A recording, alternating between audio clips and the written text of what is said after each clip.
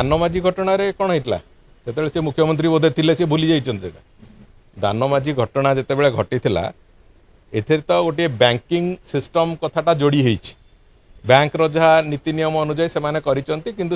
सहृदयतार सहित करार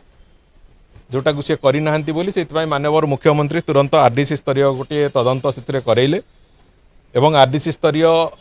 जो रिपोर्ट तार आरडीसी रिपोर्ट आसवा पर यथारीति कार्यक्रम जहाँ करा कथा से कथा उपरे भी मुख्यमंत्री ताकू चिंता करेंगे कौन करा कथा जितेबले दानमाझी कथा होता से मो भावुची नवीन बाबू बोधे भूल जाइए से निजे मुख्यमंत्री थे दानमाझीर जो होता घटना से घटना संपूर्ण रूपे राज्य सरकार ही भूमिका थिला सेतेबेले काहाकू किए चिठी लिखा आवश्यकता थिला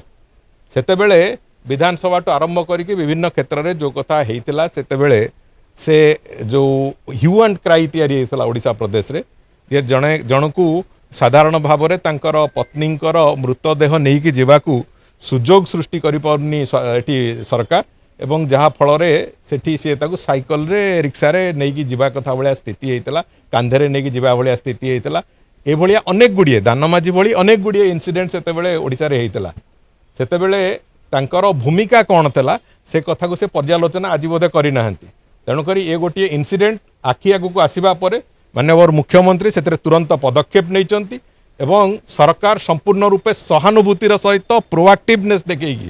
ये कथा बाबद में जहाँ पदक्षेप नवा कथा तार प्रक्रिया आरंभ करिसेंती तेणुक चिठी लेखा नेता माने चिठी लेखिया छड़ा आ सोशल मीडिया रे गाली दवा छड़ा आठू आउ बियॉन्ड किछि करिबा मु भाबुची संभव नुहे बिजु जनता दल पाखे तेणुक से चिठी लेखि चलतु किंतु एटी जहाँ एक्शन देखेबा कथा जहाँ प्रोआक्टिवनेस देखेबा कथा से सिंपाथेटिक हवार जो प्रक्रिया सरकार से समस्त कथा को माननीय मुख्यमंत्री मोहन चरण माझी प्रदर्शित कर सारी तेणुक मु भावुची चिठी लिखा ड्रामा से बंद कर।